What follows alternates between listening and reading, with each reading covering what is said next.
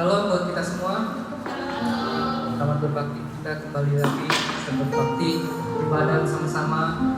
Biarlah kita sama-sama datang minta dan Tuhan Kudus kita supaya bisa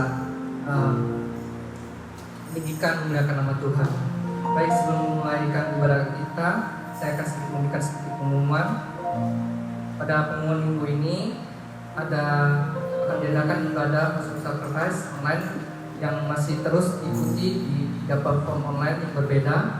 Bisa dilihat di monitor ini. Kita ada yang pertama itu kita bisa mengikuti kebaktian live pada jam yang sama, yaitu pada 2 PM waktu Sydney di Facebook, yaitu ID Nur Aini.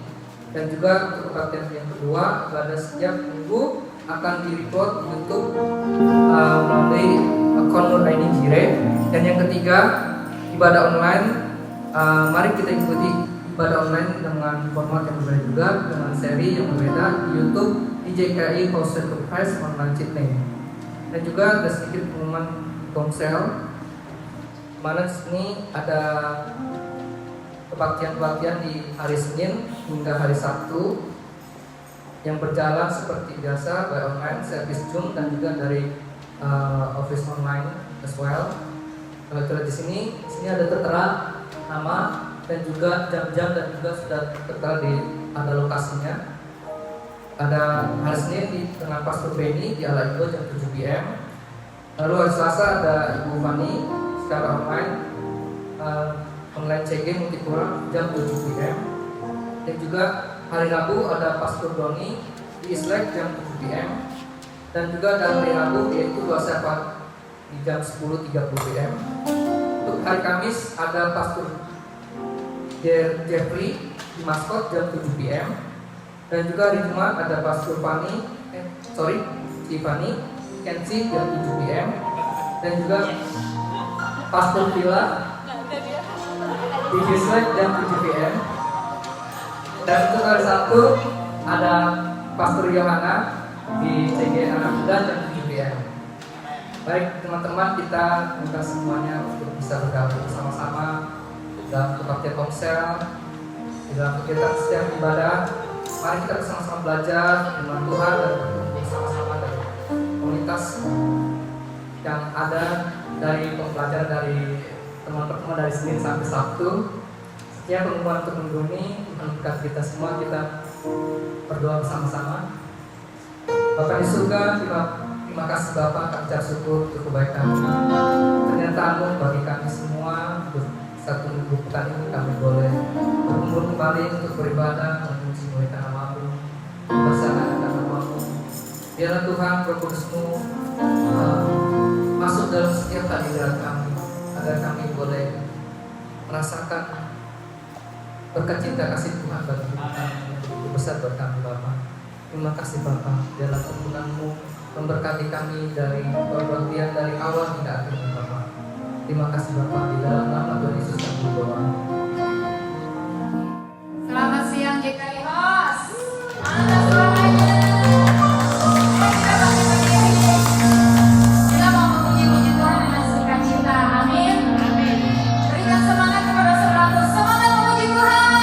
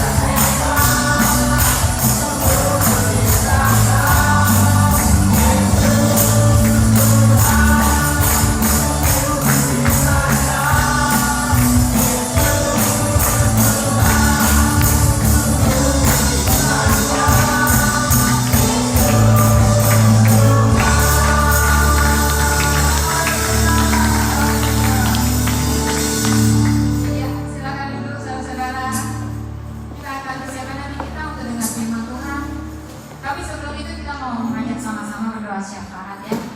Ingat-ingat akan pergumulan-pergumulan doa-doa yang selama ini seminggu ini kita gumulin, teman-teman kita, keluarga kita, saudara-saudara kita yang perlu doa-doa kita.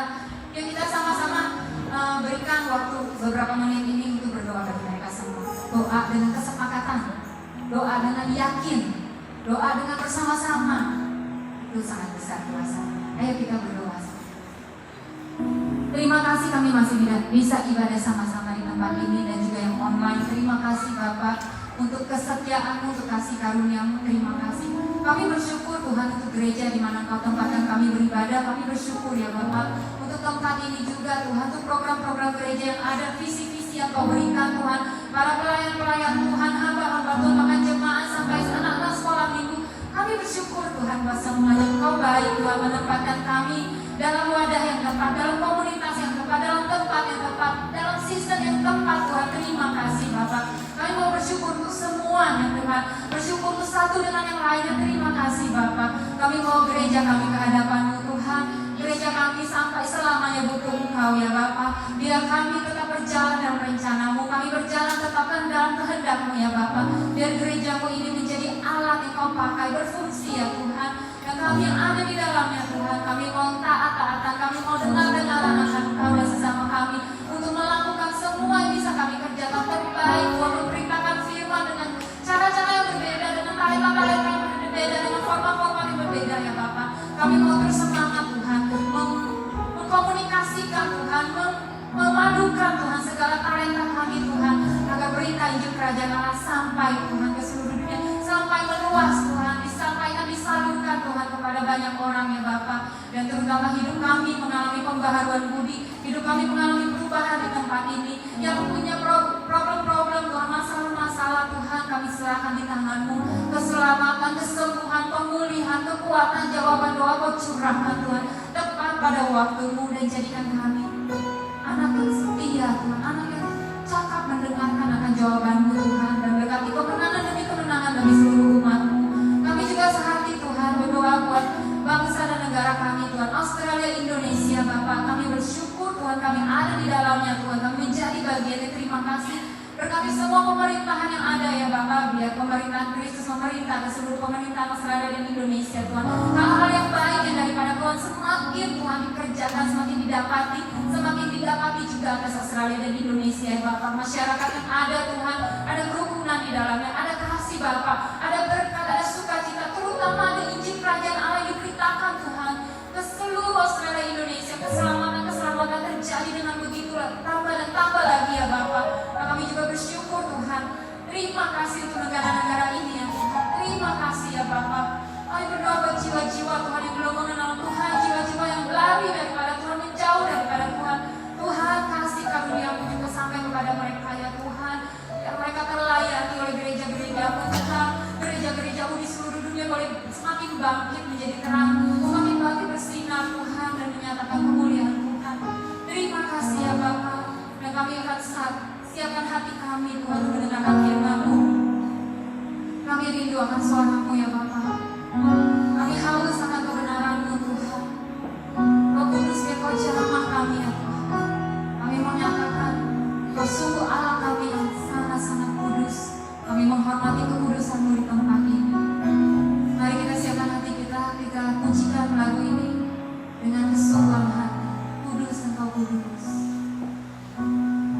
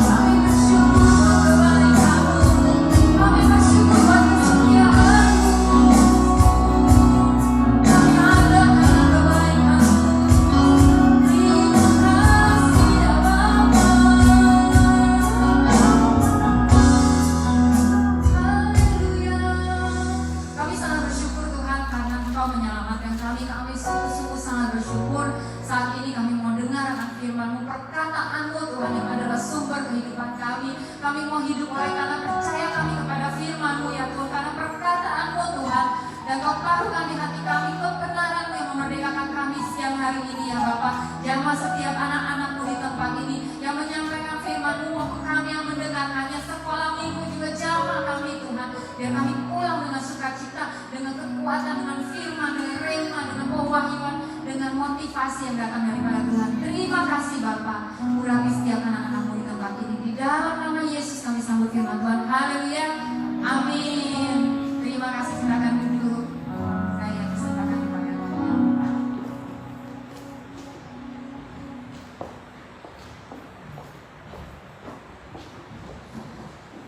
Shalom, selamat sore semuanya. Wah, udah lama nggak naik ke sini. Sebelumnya saya minta maaf kalau pakaian saya kurang layak untuk di atas mimbar. Just for your information, saya belum pulang ke rumah dari kemarin sore. Ceritanya panjang, don't worry. Oke, kita relax saja ya. Cuma setengah jam.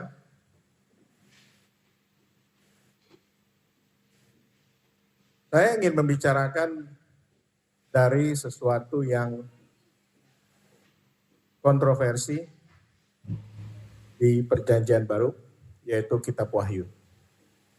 Banyak sekali penjelasan, opini-opini tentang Kitab Wahyu. Sebelum saya mulai, Kitab Wahyu seperti kita semua tahu, ditulis oleh Yohanes, Pulau Patmos.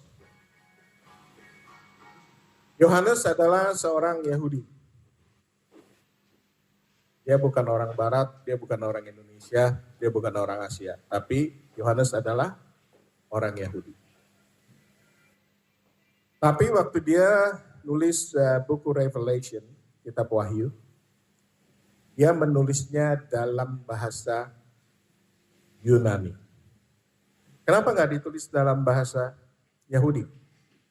Lebih enak kan? Lebih gampang mengutarakan apa yang dia dapat revelation dari Tuhan dalam bahasa ibunya, yaitu bahasa Yahudi. Tuhan itu luar biasa. Dengan bahasa Yunani, pada saat itu pada pemerintahan Kaisar Roma, zaman Romawi, bahasa nasional, kalau boleh kita katakan bahasa nasional yang dipakai adalah bahasa Yunani dan bukan bahasa Yahudi.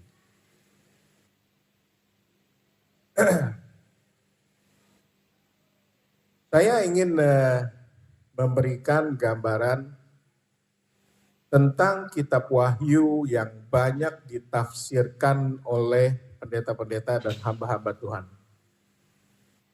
Dan terus terang saya juga mendengarnya dari orang yang mempunyai background sejarah Yahudi. Saya bukan ingin meyahudikan kita, Anda dan saya. Tapi kalau kita mau mempelajari sesuatu, kita harus mempelajari dari akarnya. Rasul Yesus, orang Yahudi. Yesus sendiri, orang Yahudi. Jadi kalau kita mau dapat sesuatu yang benar, kita harus belajar sejarahnya. Bagaimana budaya orang Yahudi, tata bahasa orang Yahudi. Jadi kita dapat mengerti apa yang tersirat di Kitab Wahyu ini berdasarkan pemikiran seorang Yahudi. Bukan pemikiran atau penerjemahan orang Barat, orang Amerika, orang Eropa, atau bahkan orang Indonesia. Bagaimana kitab yang ditulis oleh seorang Yahudi, ditulis dalam bahasa Yunani, diterjemahkan ke dalam bahasa Inggris, dan diterjemahkan lagi ke dalam bahasa Indonesia. Pasti banyak lost in translation. Saya bukan mencoba untuk mengkritik, tapi kalau kita melihat dari perspektif Yahudi, itu akan lebih spot on. Seperti masakan Padang, rendang, orang Chinese yang bikin sama orang Padang asli, itu pasti beda. Apalagi yang bikin Padangnya pakai kerudung, pakai peci, wah itu pasti lebih enak meskipun di serve-nya itu pakai tangan. Oke. Jadi dalam kitab Wahyu ini kalau kita dapat bagi jadi 3 bagian, yaitu tentang yang umum yang kita ketahui, tentang 666,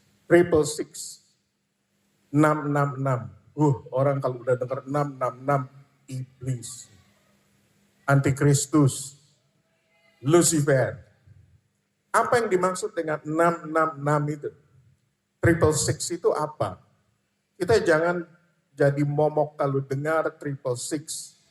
Kita harus melihat dari perspektif seorang Yahudi, seorang Rasul Yohanes. Apa yang dimaksud dengan 666? Ya mungkin iblis, tapi bukan secara harafiah itu iblis. Alfabet Yahudi mempunyai nilai-nilai angka. Memang aneh, seperti karakter Chinese mempunyai karakter-karakter tertentu yang menggambarkan sesuatu dan dia bisa mendescribe sebuah kata. Dan karakter Kaisar Nero pada saat itu yang memerintah di Roma, menurut jumlah angka bahasa Yahudi secara gematria adalah 666. Jadi pada saat itu 666 adalah seperti kata sandi yang digunakan oleh Rasul Yohanes untuk menyebutkan Kaisar Nero. Itu secara rahasia. Jadi sekarang kita mengetahui bahwa alfabet atau huruf Yahudi itu menggambarkan angka. Bisa dihitung menjadi atau dengan angka. Nanti saya dijelaskan lagi waktu saya ke Israel. Banyak sekali dibukakan dan bukan hanya mendengar dari orang yang non-Israel, tapi dari orang Israel itu sendiri. Tentang penyebutan nama Tuhan, tentang angka, dari sudut pandang dalam usia yang masih sangat muda, yaitu usia 30 tahun. Dan di dalam perjalanan hidupnya, Kaisar Nero itu membunuh ibunya sendiri, ibu kandungnya, membunuh istri pertamanya bernama Octavia, dan istri kedua bernama Sabina. Kita bisa lihat bagaimana seorang Nero ini nggak secure, yang mungkin juga psikotik atau psikopat, kita nggak tahu ya. Nggak mungkin orang tuh kepalanya dibikin obor, dikasih umpan singa, dan dia menyanyi-nyanyi, berdansa, ketawa-ketawa waktu ngelihat kota Roma itu dibakar. Dan pada akhirnya, selama pemerintahan Kaisar Nero yang 13 tahun, di mana pemerintahan Roma mempunyai senat. Senat itu seperti kalau di Indonesia MPR, DPR. Mendeklar bahwa Kaisar Nero itu sebagai public enemy. Sebab ceritanya udah bohot deh. Ini udah gila, selama 13 tahun ini diberantakin orang, dibunuh seenaknya. Dan pada akhirnya Kaisar Nero itu melarikan diri dan commit suicide, bunuh diri. Bisa dibayangin. Jadi kejadiannya sama seperti sekarang, nembak-nembak di mana-mana, akhirnya udah bunuh orang banyak, dia bunuh dirinya sendiri. Jadi kita tahu betapa mengerikannya seorang Kaisar Nero ini sampai mempunyai stigma untuk menyebut namanya aja takut. Apalagi mengkritik tentang kekejamannya. Kalau kita lihat dalam kitab Wahyu, saya akan bacakan bahwa 666 ini adalah menggambarkan seseorang. Disebut menggambarkan seseorang. Dalam bahasa Inggris, terjemahan New English Version, New King James Version, itu disebut a man. Jadi 66 itu adalah menggambarkan seseorang. Dan bukan hanya Kaisar Nero aja, kalau kita lihat ada yang namanya Kaisar Caligula, memerintah selama hampir 4 tahun dan dia dibunuh oleh pengawalnya, mati dalam umur 28 tahun. Kita bisa lihat dalam sejarah kerajaan Romawi bahwa raja-rajanya ini benar-benar udah haus darah, kalau kita bilang haus darah ya. Dan saya bacakan tentang kitab Wahyu. Kalau mau judul atau tema dari sharing firman ini, saya beri judul atau saya beri tema 666 Lucifer Antikris.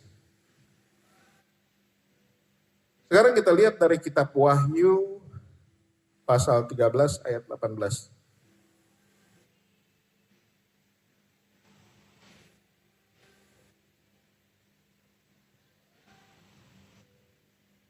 Wahyu pasal 13 ayat 18. Yang penting di sini ialah hikmat. Barang siapa yang bijaksana, baiklah ia menghitung bilangan binatang itu. Disebut binatang. Karena bilangan itu adalah bilangan seorang manusia. Garis bawahi, karena bilangan itu adalah bilangan seorang manusia. Dan bilangannya ialah 666. Ini jelas sekali. Seorang Yahudi menggambarkan nama seseorang dengan angka. Jadi ini jelas. Ini sebagai pengetahuan juga untuk kita, tapi saya yakin dan percaya sebagian besar dari kita tahu bahwa alphabetical Yahudi itu direpresent dengan angka, dengan angka-angka. Dan dari angkanya itu bisa dijumlah, memang begitu kebudayaan mereka itu seperti itu, bukan alfabet ABCD seperti kita. Dan kitab Wahyu itu dari ayat 1 sampai 18 atau mungkin sampai ayat 19 itu sudah terjadi. Tergantung kita mau lihat dari sisi yang mana. Ada yang mengatakan sampai ayat 18, ada yang mengatakan sampai ayat 19. Itu sudah terjadi. Tapi yang pasti ayat 19 sampai 22 belum terjadi. Sebab 19 sampai 22 itu tentang sesuatu Yerusalem baru dan yang lain-lainnya. Dan itu belum terjadi. Sekarang kita akan membahas tentang Lucifer. Apakah Anda menemukan kata-kata Lucifer dalam kitab suci bahasa Indonesia? Saya tidak dapat menemukan. Mungkin Anda dapat menemukan. Jadi menurut saya Lucifer itu adalah cuma gelar. Cuma sebutan untuk menggambarkan sesuatu yang evil, sesuatu yang iblis, sesuatu yang jahat, sesuatu yang tidak berkenan kepada Tuhan. Jadi kata-kata Lucifer itu cuma ada di New King James Version. Di Yesaya pasal 14 ayat 12. Dan di terjemahan LAI dikatakan bintang timur putra fajar. Jadi saya bacakan dari Yesaya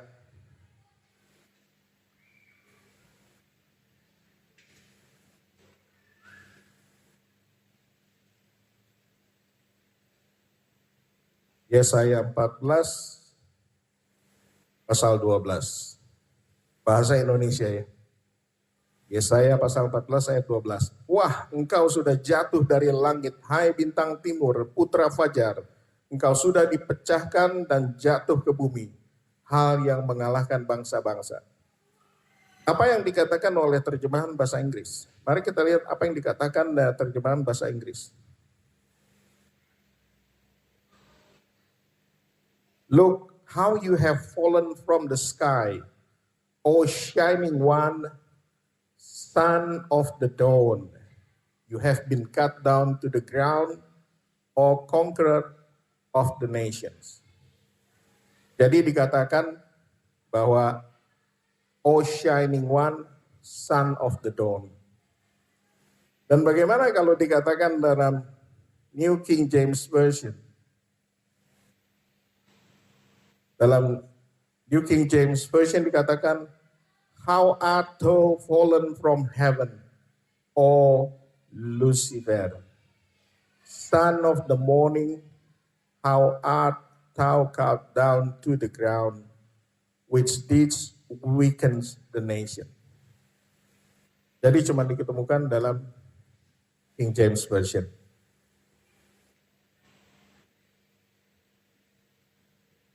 Oke, kita memang perlu belajar tentang Alkitab, tapi kita harus memperluas wawasan kita juga di luar Alkitab dengan mempelajari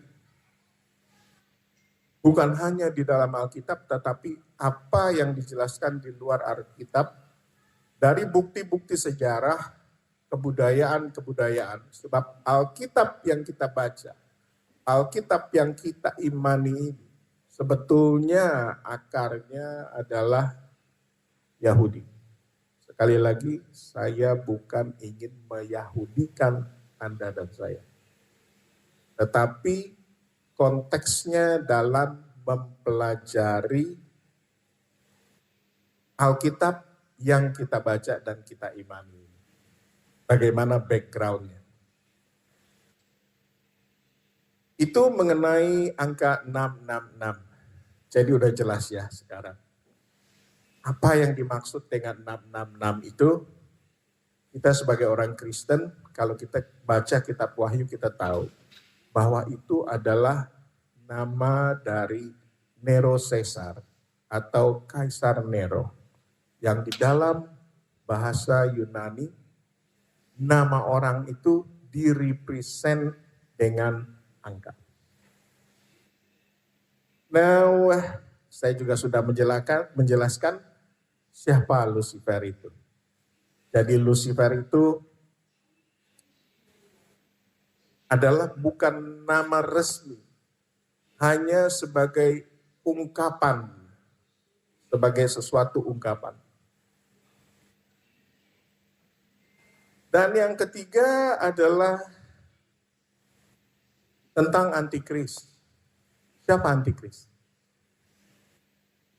Banyak dari kita mengatakan zaman sekarang ini nanti di badannya divaksin COVID ada segala macam.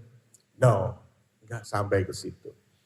Atau ada yang bilang nanti kita akan ada di implan di tangan atau di dahi kita microchip. Itu udah kedaluarsa. Itu udah 20-30 tahun yang lalu. Kita sekarang ini udah jauh lebih modern. Atau kalau antikris yang kita sebut adalah antikris yang kita pahami, mereka tuh lebih sophisticated. Mereka tuh nggak perlu sampai nanam di jidat, di tangan. Handphone Anda sekarang. Semuanya udah ada di handphone. Dari Alkitab, banking, sampai QR code, semuanya ada di situ. Dan kalau divaksin dibilang ada microchipnya, look, dari vaksin itu botolnya, ada barcode, ada QR code.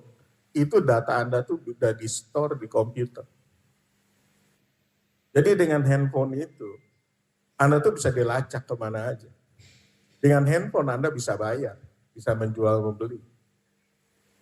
Saya baca di sosial media, tahun 2024 diprediksi Australia menjadi cashless country. Udah cashless, siap-siap. Dan ini bukan antikris. Yang disebut di dalam kitab Wahyu antikris ini bukan ini. Bukan kelompok ini. Yang dimaksud antikris adalah jemaat-jemaat pada saat itu. Misalkan jemaat Korintus. Pada zaman Yunani, jemaat di Korintus itu orangnya kaya-kaya. Sebab Korintus itu ada di Yunani, itu ada 2 port, 2 pelabuhan, dan penduduknya hidupnya mapan. Dan disebut mereka itu mempunyai kesombongan rohani atau spiritual superiority. Mereka menganggap dirinya paling suci. Sebab mereka kaya. Soal sumbangan, mereka nomor 1. Tapi dalam soal perkawinan, perceraian, perselingkuhan, mereka juga nomor 1. Dan orang di Korintus ini, mereka percaya kepada ilah-ilah Yunani kuno. Seperti dewa Zeus, Aphrodite, Apollo, Thesmophoros, Poseidon, Helios, Hermes, atau Herme. Hermes itu branded name. Hermes itu nama son of Zeus, anak dari Zeus. Namanya Hermes, kalau kita orang Indonesia bilang Hermes. Hermes itu anak dari Greek God, dari ilahnya orang Yahudi, dewa Zeus, dewa nomor 1.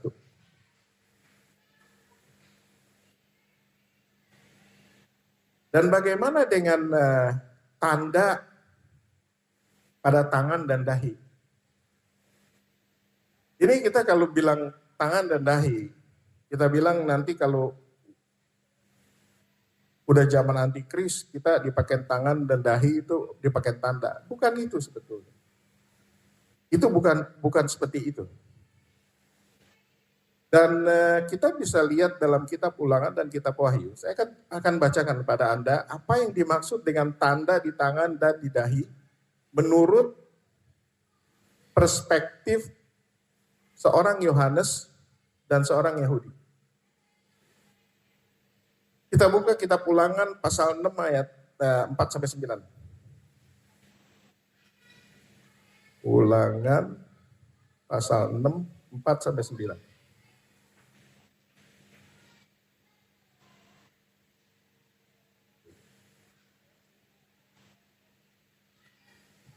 Kitab Ulangan pasal 6 ayat 4-9. Saya bacakan. Dengarlah hai orang Israel, Tuhan itu Allah kita, Tuhan itu Esa. Kasihilah Tuhan Allahmu dengan segenap hatimu dan dengan segenap jiwamu dan dengan segenap kekuatanmu. Apa yang kuperintahkan kepadamu pada hari ini haruslah engkau perhatikan. Haruslah engkau mengajarkannya berulang-ulang kepada anak-anakmu dan membicarakannya apabila engkau duduk di rumahmu, apabila engkau sedang dalam perjalanan, apabila engkau berbaring dan apabila engkau bangun. Haruslah juga engkau mengikatkannya sebagai tanda pada tanganmu dan haruslah itu menjadi lambang di dahimu.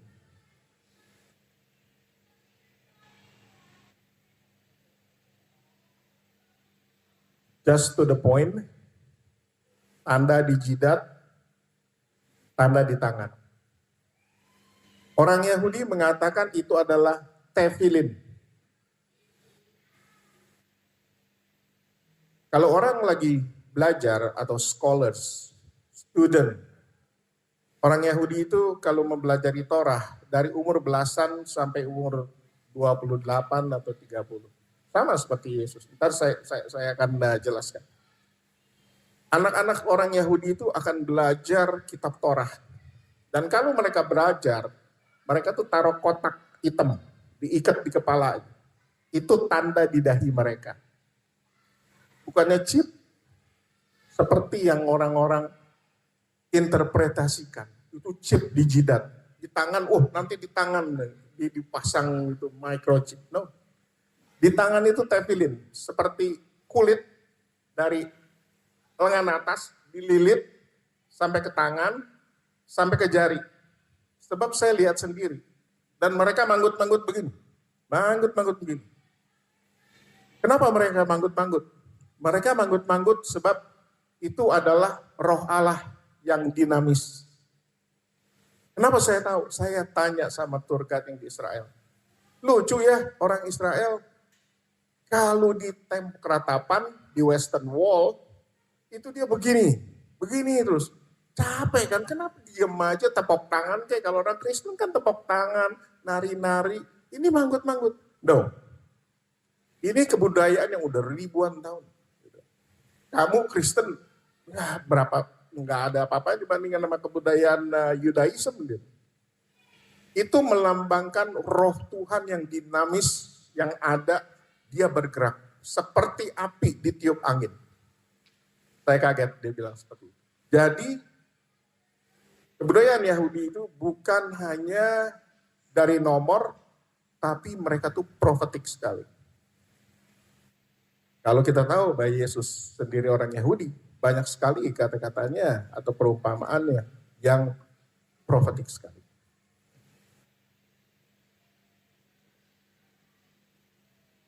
Dan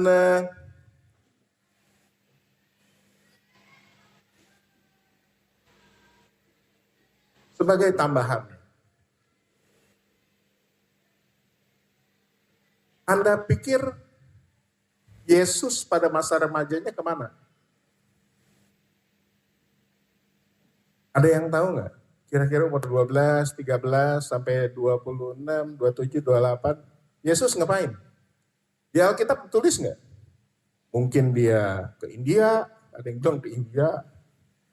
Atau dia jalan-jalan ke Mesir, atau dia bantuin Yusuf, bapaknya, jadi tukang kayu. Ada evidence nggak di kitab suci? Ditulis. Yesus itu, dia tuh 100% Tuhan, 100% manusia, dan 100% Yahudi. Sama seperti ayat sebelumnya, ajarilah anakmu dari pagi sampai malam dia berbaring atau apa. Jadi sama seperti Yesus, sama seperti anak-anak Yahudi yang lainnya. Dia tuh belajar Torah. Jadi Yesus itu belajar Torah. Dan kalau seandainya Yesus tuh belajar Torah, jadi dia bisa masuk ke bait Allah. Gak sembarangan orang bisa ngajar di bait Allah. Apalagi baca gulungan kitab Yesaya.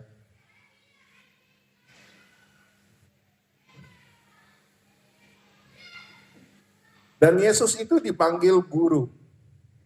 Dipanggil rabi. Saya bacakan dalam Lukas 4 ayat 16 sampai 22. Jadi kita buktikan bahwa Yesus ini adalah guru dan juga rabi. Kenapa dia bisa jadi guru? Kenapa dia bisa jadi rabi? Ya pasti belajar di universitas. Gak mungkin tiba-tiba Yesus bisa mengklaim dipanggil orang guru, dipanggil orang rabi, bisa membaca gulungan Alkitab Nabi Yesaya, bisa keluar masuk ke bait Allah ngajar. Kita lihat dari Lukas 4 ayat 16 sampai 22.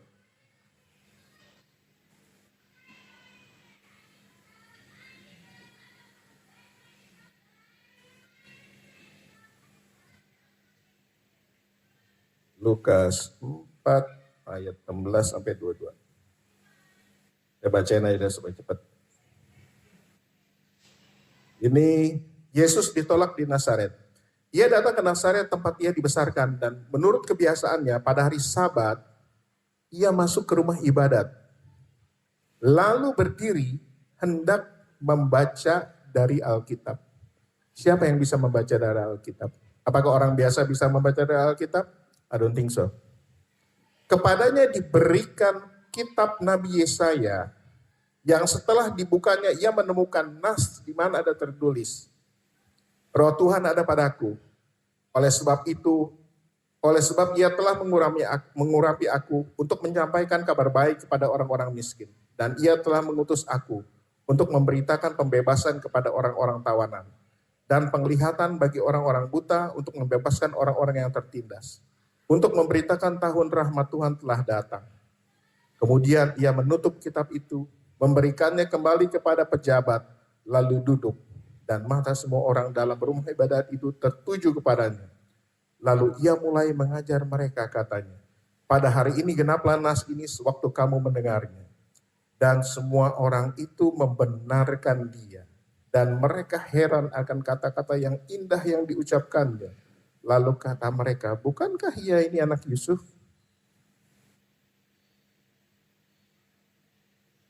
Ini adalah suatu bukti bahwa Yesus itu belajar. Makanya dia dipanggil guru, dia dipanggil rabi. Dan dalam Yohanes pasal 3 ayat 1 sampai 3 itu ada percakapannya dengan Nikodemus, seorang petinggi pejabat agama. Dia pada malam hari dia datang menemui Yesus, dia memanggilnya rabi.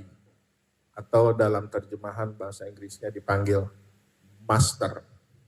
Seorang pemuka agama Yahudi memanggilnya master. Dan kita bisa lihat bahwa kalau Yesus itu, saya jadi ngaco ya. Ya, that's okay. Saya mau menjelaskan di samping 666 kita udah tahu apa? Antikris kita udah tahu apa? Lucifer kita pun udah tahu itu apa.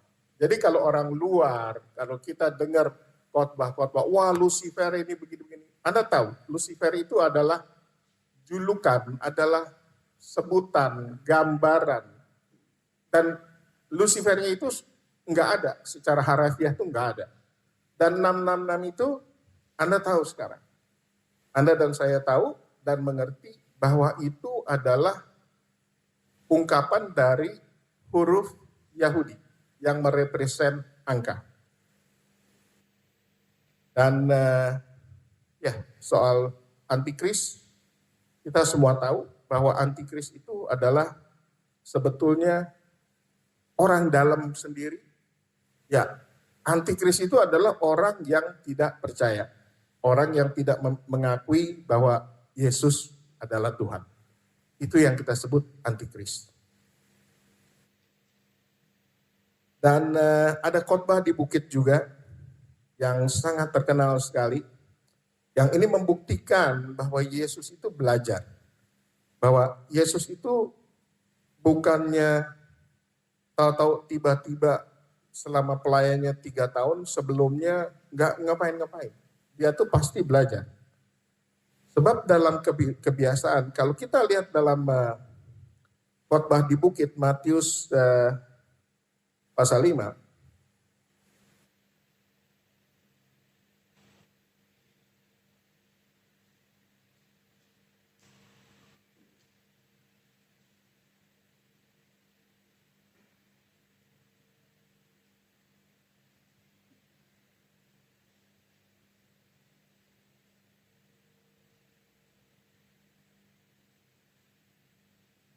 Kalau kita lihat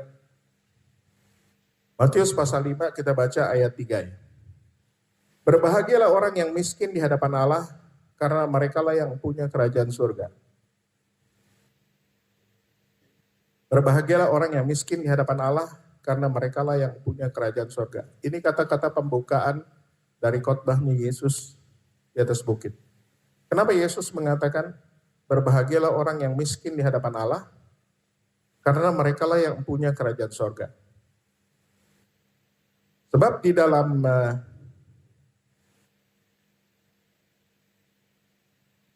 kebudayaan Yahudi waktu zaman dulu, ini ada sesuatu yang menarik.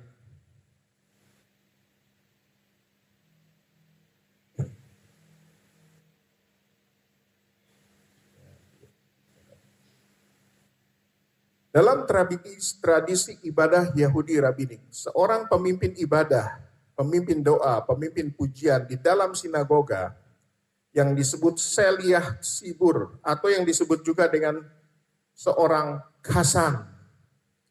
Dia memulai pelayanannya dengan berkata, Hineni. Hal tersebut sebagai suatu konfirmasi kepada Allah dan kepada dirinya sendiri bahwa dia sepenuhnya fokus dan hadir untuk tanggung jawab yang besar untuk melayani jemaat Allah. Dan pada awal doa dimulai dengan pembukaan kata-kata, dengarkan. Hineni heani mimaas, artinya, ini aku seorang miskin yang melayani, ingin melakukan suatu perbuatan baik. Pernyataan tersebut berarti bahwa dia yang sedang mendekati Allah sebagai seorang yang miskin di hadapannya, sebagai seorang yang tidak layak mendapatkan apapun dari Allah, dan sebagai pendosa yang perlu belas kasihan dan pengampunan. Makanya di Matius pasal 5 ayat 3 dikatakan, waktu pembukaan khotbahnya Yesus di bukit, mengatakan, berbahagialah orang yang miskin di hadapan Allah, karena merekalah yang punya kerajaan surga.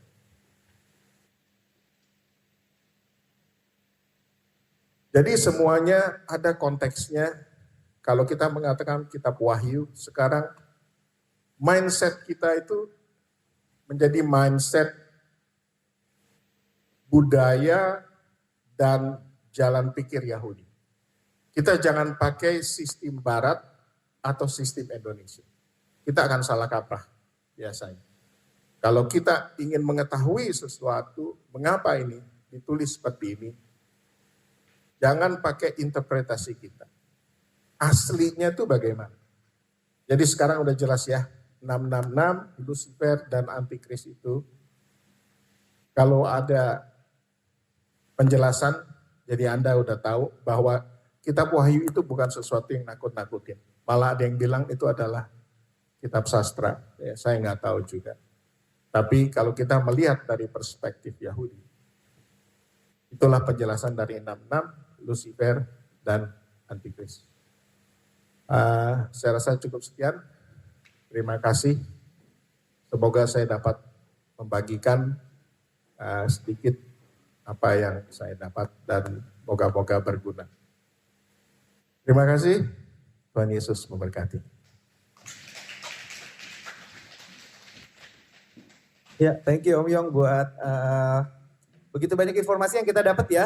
Jadi saudara, memang kita mesti banyak belajar. Kita mesti banyak belajar.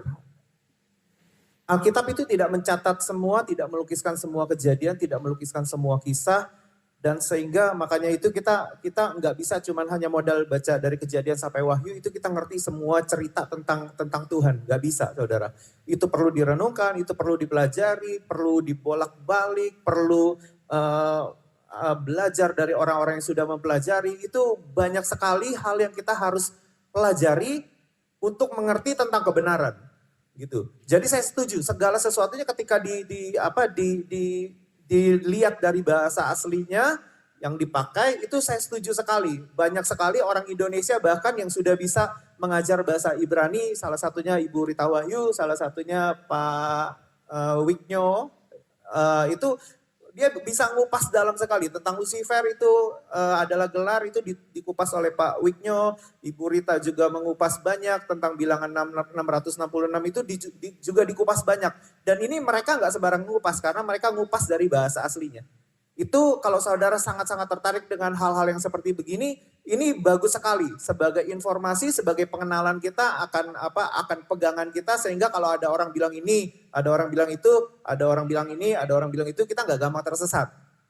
Jagai iman kita supaya kita tidak tersesat, benar gak? Cek apa yang Om Yong katakan hari ini, dicek, direnungkan lagi. Om Yo kok bilang gini ya, apa yang aku miss, apa yang aku nggak ngerti, apa yang aku harus mengerti lagi, kita cek. Nggak semua hal yang diberitakan firman Tuhan, artinya ya sudah itu kita telan bulat-bulat. Kita harus cek segala sesuatunya. Alkitab bilang berbahagia orang yang merenungkan firman Tuhan siang dan malam, benar ya? Nah kita mesti renungkan tuh, benar gak ya, benar gak ya? Artikel bilang gini, mungkin ada pernah yang kita lihat itu bilang seperti kayak begini. Oke, kalau kita mau menarik lagi ke visi tahun ini ya itu menjawab pertanyaan Tuhan. Saudara, saya lebih tertarik untuk jawab pertanyaan Tuhan yang ketika Tuhan tanya, siapakah aku? Artinya begini saudara, di dalam Alkitab, Tuhan Yesus itu tidak pernah bertanya kepada murid-muridnya siapakah antikris itu. Benar gak? Gak pernah ketemu? Ya ayatnya ya. Kita diminta untuk tahu gak? Kalau kita tahu, bagus. Banyak orang menerka-nerka ini tadi Om Yong berkata ini gitu ya. Bahkan salah satunya dibilang bahwa itu adalah sebutan untuk Kaisar Nero. Benar, bilangan itu jadi kode sandi gitu. Misalnya James Bond berapa? Misalnya Wiro Sableng berapa? Wiro Sableng berapa? 212 gitu. Memang, nah informasi seperti itu akan bagus banget kan buat kita ketahui gitu. Itu salah satunya, cuman antikris pasti akan datang. Bukannya sudah lewat, pasti akan datang. Benar ya? Nah hal-hal yang kayak begitu itu bagus sekali. Nah sekarang gini, saya lebih tertarik kepada Tuhan Yesus yang berkata, menurut kamu siapakah aku ini? Karena itu ditanyakan Tuhan kepada murid-muridnya. Baca yuk. Matius 16 ayat 13. Bisa gak? Matius 16 ayat 13 sampai 15. Nah kalau kita bisa jawab siapa antikris tapi kita gak bisa jawab siapa Tuhan, bahaya hidup kita. Makanya untuk itulah tahun ini kita diminta Tuhan jawab pertanyaan Tuhan. Benar ya? Make sense ya saudara ya? Karena ini Tuhan nanya, kalau Tuhan nanya penting. Dan Tuhan nanya itu bukan minta jawaban. Bukan, karena Tuhan sudah tahu jawabannya. Benar ya? Tuhan kalau nanya kita, dia minta respon kita. Apa nih respon kita? Sejauh apa kita mengenal Tuhan? Itu yang Tuhan bilang, oke, pengetahuanmu, standarmu mengenai aku tuh seberapa? Mengenai pertanyaan aku, kamu mau jawab seperti apa? Jawaban itu akan menentukan standarmu kepada Tuhan. Nah, di dalam Matius 16 ayat 13 sampai 15 itu saya bacain ya. Setelah Yesus tiba di daerah Kaisarea Filipi, ia bertanya kepada murid-muridnya, kata orang siapakah anak manusia itu? Kata orang siapakah Tuhan? Benar ya, anak manusia. Jawab mereka, ada yang mengatakan Yohanes Pembaptis, ada pula yang mengatakan Elia, dan ada pula yang mengatakan Yeremia atau salah seorang dari para nabi. 15. Lalu Yesus bertanya kepada mereka, tetapi apa katamu? Siapakah aku ini? Saudara, saya nggak melarang orang ngecek antikris itu siapa, antikris itu bagaimana, polanya akan bagaimana, 66 itu akan siapa, datang dari negara mana, rulesnya seperti apa yang akan dibuat, itu saya nggak melarang. Itu kalau tahu bagus banget. Tapi kalau kita tahu itu semua, tapi kita nggak tahu siapa Tuhan kita, itu bahaya banget saudara. Itu yang kejadian sama orang Yahudi. Mereka tahu semua cerita, sejarah, mereka tahu semua kejadian. Karena memang itu tanah kelahirannya. Itu di situ tempatnya, sejarahnya dimulai dari situ. Dan Alkitab itu ditulis di daerah-daerah seperti kayak gitu. Kalau mengerti itu semua, tanpa mengenal Tuhan kita, bahayanya luar biasa. Make sense gak saudara? Mendingan lebih baik jawab pertanyaan ini. Menurut kamu, Tuhan Yesus itu siapa? Petrus bisa menjawab. Petrus jawabnya begini. Engkau adalah Mesias, anak Allah yang hidup. Lalu Tuhan berkata, berbahagialah engkau Simon bin Yunus, sebab bukan manusia yang mengatakan itu kepadamu, melainkan Bapakku yang di sorga.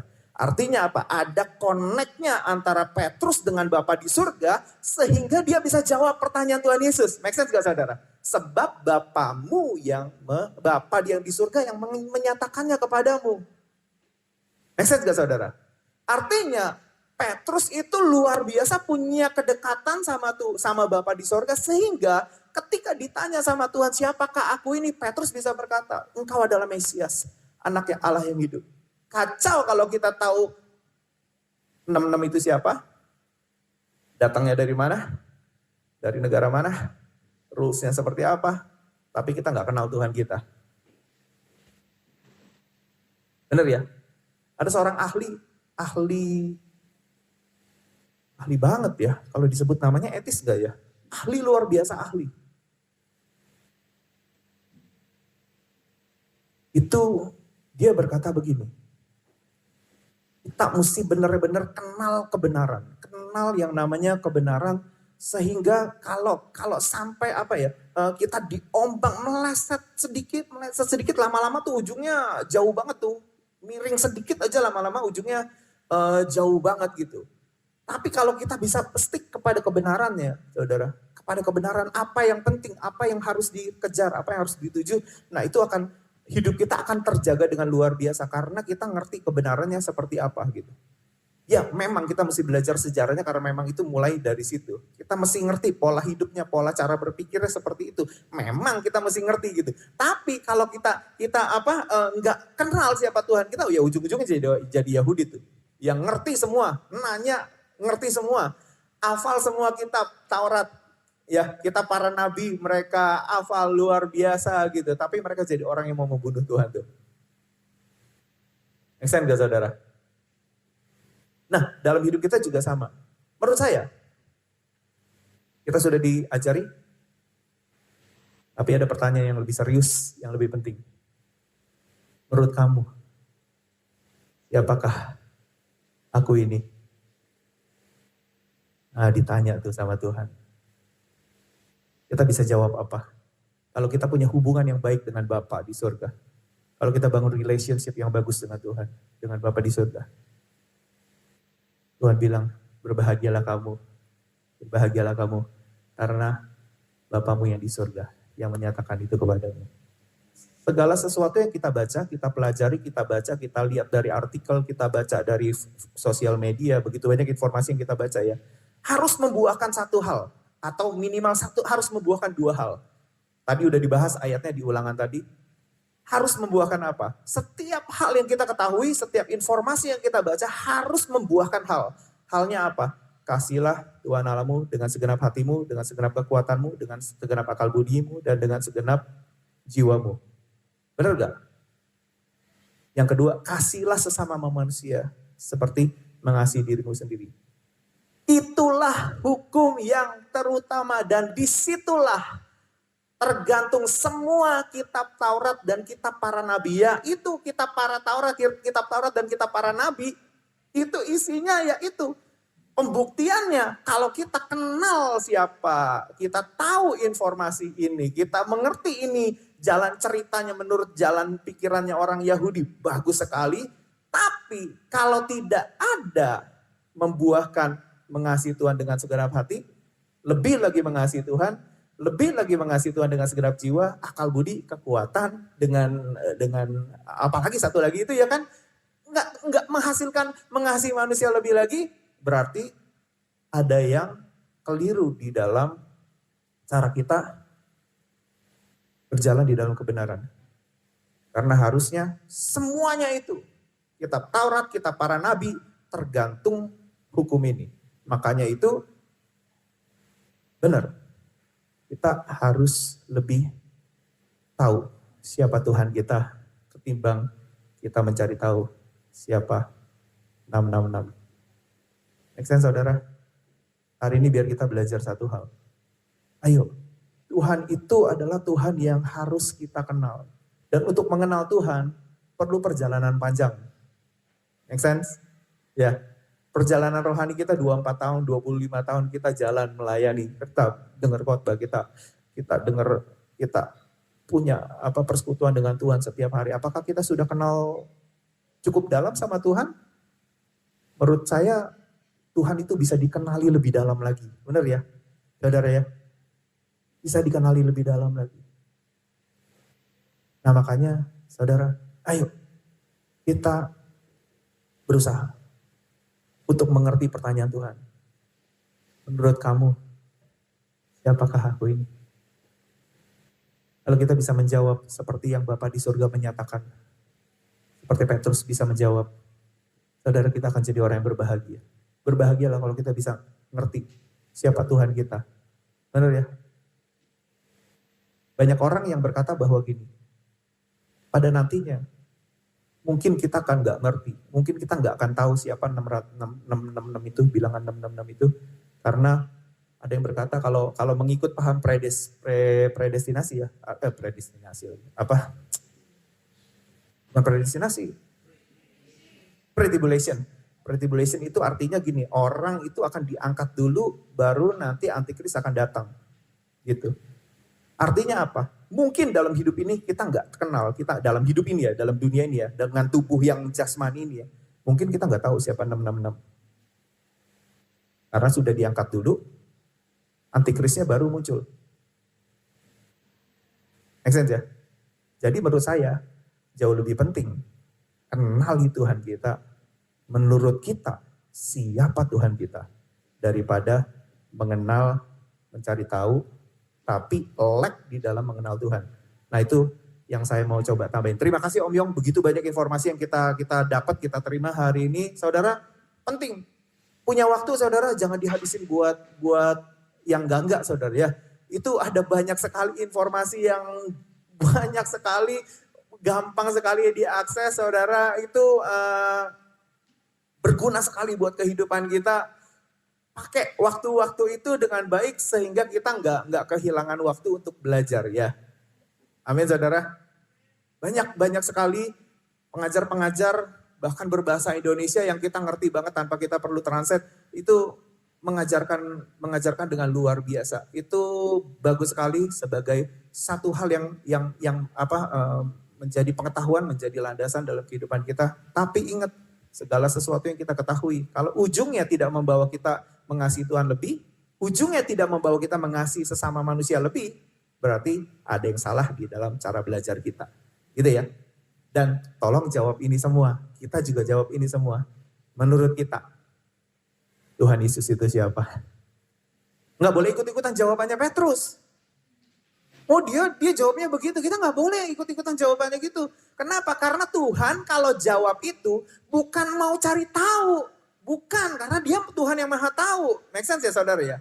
Dia kalau tanya itu, dia mau tahu standar kita sekarang semana. Pemahaman kita akan Tuhan semana. Pengenalan kita akan Tuhan itu seperti apa gitu. Nggak bisa kita bilang, menurut Petrus, ya itu kan menurut Petrus. Menurut kamu, aku ini siapa? Aku ini Tuhan apa nih? Menurut kamu nih, aku ini Tuhan yang bisa diandalkan 100% enggak? Menurut kamu, aku ini Tuhan yang sesuai dengan apa yang dikatakan firman Tuhan enggak? Kita harus jawab itu sesuai dengan standar pemahaman yang benar. Kalau iman kita, iman pengenalan kita akan Tuhan itu cukup dalam dengan Tuhan. Kita kenal Bapa kita dengan cukup dalam, maka kita akan bisa jawab, dan standar itulah yang kita berikan kepada Tuhan kita. Dan Tuhan nanti, ya coba reply-nya Tuhan apa dalam kehidupan kita. Ya saudara hari ini kita belajar satu hal yang baik. Apapun yang ada di dalam pribadinya Tuhan, itu jauh lebih baik, jauh lebih menarik, jauh lebih layak untuk kita telusuri, daripada kita belajar tentang iblis. Benar ya? Benar gak sih? Ada orang bilang begini, gak usah capek-capek belajar tentang uang palsu. Uang di dalam dunia ini ada dua, ada uang palsu, ada uang benar. Benar ya? Sibuklah belajar yang benar tuh kayak bagaimana. Sehingga kalau yang palsu datang kita udah langsung tahu seperti apa. Make sense ya? Benar ya? Udah saudara. Pasti akan ada informasi tentang 666 saudara. Ada orang-orang yang akan terus-menerus mengajarkan gitu ya. Hari ini kita diajarkan seperti itu. Tapi gini saudara, perbanyaklah pengenalan kita akan Tuhan. Yang ini dapat, puji Tuhan, syukur ada yang memberitahu, ada yang mengajari kita gitu. Tapi saudara, kenali Tuhan kita lebih dalam lagi. Dan buktikan di dalam mengasihi Tuhan dan mengasihi sesama manusia. Amin saudara. Kita mau perjamuan kudus boleh? Hopefully nggak terlalu banyak menambahkannya. Saudara, saya minta teman-teman boleh maju ke depan. Selalu menarik saudara, selalu menarik. Seminar tentang akhir zaman itu bersesi-sesi, berjilid-jilid saudara. Bukunya banyak sekali, seminarnya banyak sekali. Bahkan cuman ngomong soal kerajaan 1000 tahun aja itu panjang banget saudara. Ya, jadi apa yang Om Yong beritakan dalam waktu 30 menit itu tidak akan pernah bisa mencukupi semuanya. Harus ada pembelajaran lebih lagi. Tapi hendaklah dalam hidup kita ngerti bahwa Tuhan kita adalah Tuhan yang layak kita kenal. Tuhan yang harus kita kenali. Tuhan yang harus lebih dalam kita mengenalnya. Karena Tuhan kita adalah Tuhan yang mengasihi kita. Amin saudara. Ya, nanti kita akan tahu sendirilah. Kalau di surga kita akan tahu 66 itu kayak bagaimana. Siapa dia. Seperti apa rupanya kita akan tahu. Saudara, mari sama-sama kita bangkit berdiri. Semua sudah dapat perjamuan?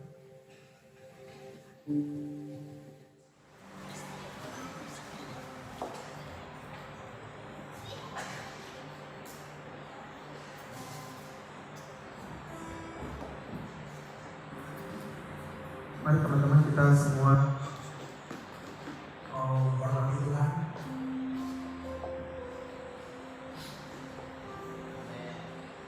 Siapkan hati kita untuk menerima perjamuan kudus. Bapak di surga, terima kasih buat firman Tuhan. Oh Tuhan yang baik dan hidup kami. Terima kasih Tuhan kalau hari ini kami boleh belajar tentang setiap solusi dari Tuhan, tentang apa yang ada di dalam dakwah itu. Tuhan, terima kasih Tuhan buat semua kebaikan Tuhan. Kami juga belajar untuk mengenal Kau di dalam ini. Ketika Kau bertanya kepada kami Tuhan, kami bisa menjawab Tuhan sesuai dengan apa yang Bapak di surga nyatakan dalam kehidupan kami. Karena pengenalan kami akan Bapak di surga. Tuhan, ajar kami Tuhan tidak melewati hari tanpa mengenal Kau lebih lagi. Ajar kami Tuhan, ajar kami Tuhan untuk mengenal kasih lebih dan lebih lagi. Terima kasih Tuhan. Mari jemaat Tuhan yang kasih Tuhan bersama-sama berdiri kita menghormati akan momen di mana Tuhan Yesus dengan kasih yang luar biasa mati di atas kayu salib untuk kita semua. Tangan roti tangan kita. Dan kita berkata sebab apa yang telah dituliskan kepada telah aku terima dari Tuhan, yaitu bahwa Tuhan Yesus pada malam waktu Dia diserahkan mengambil roti, dan sesudah itu Dia mengucap syukur atasnya. Dia mengucap-ucapkan dan berkata, inilah tubuhku yang diserahkan bagi kamu. Perbuatlah ini menjadi peringatan kami. Mari sama-sama kita makan dalam nama Tuhan Yesus Kristus.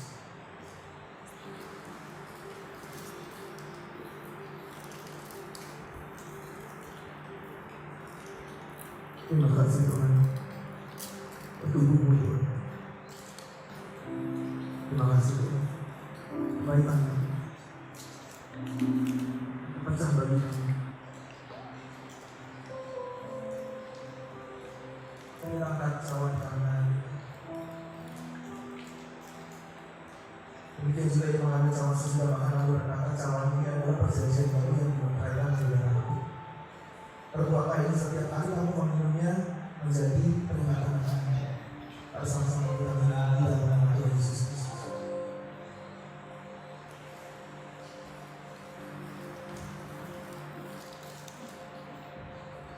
Tuhan, aku berdoa saat ini Tuhan, biar darahmu menyucikan kehidupan kami Tuhan. Biar darahmu Tuhan, tubuhmu yang terpecah bagi kami Tuhan, untuk melayakan kami Tuhan, menyucikan kami Tuhan dari segala dosa Tuhan yang mungkin kami masih bawa Tuhan ke dalam gereja ini Tuhan. Tuhan, ampuni kesalahan kami Tuhan.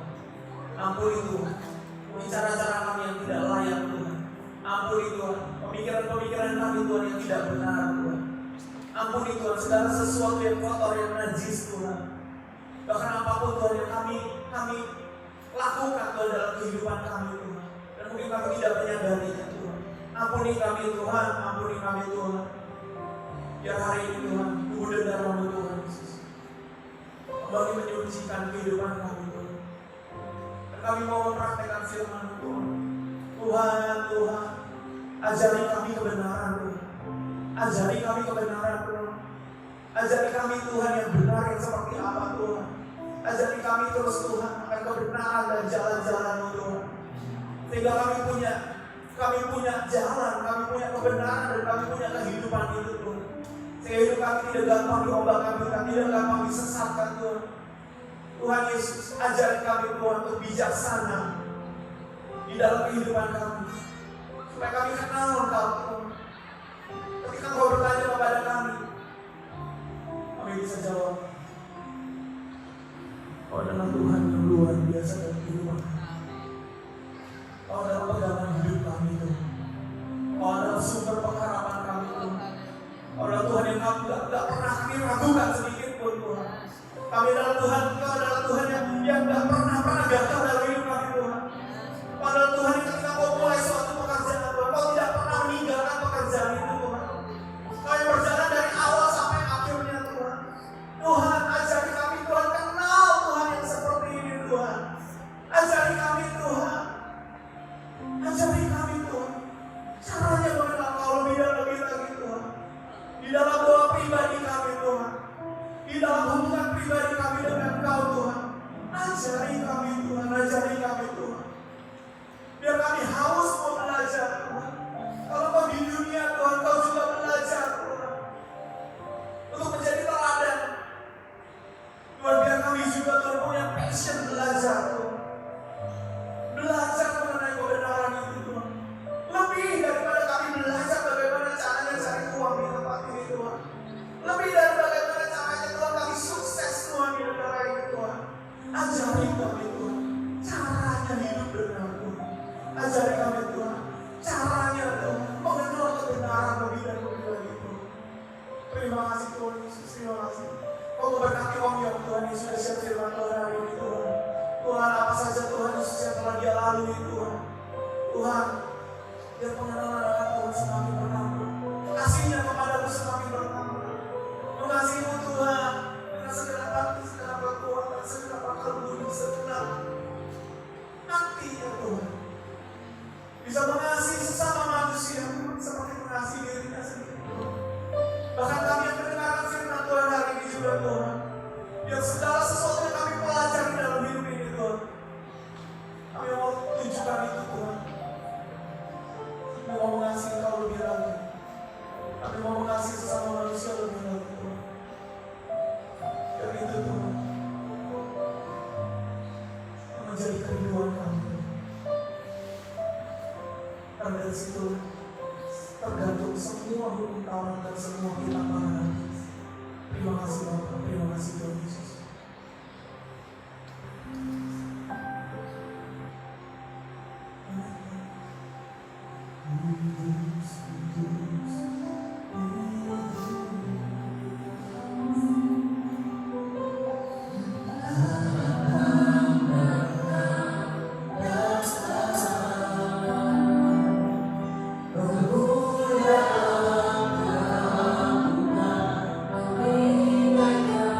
Suara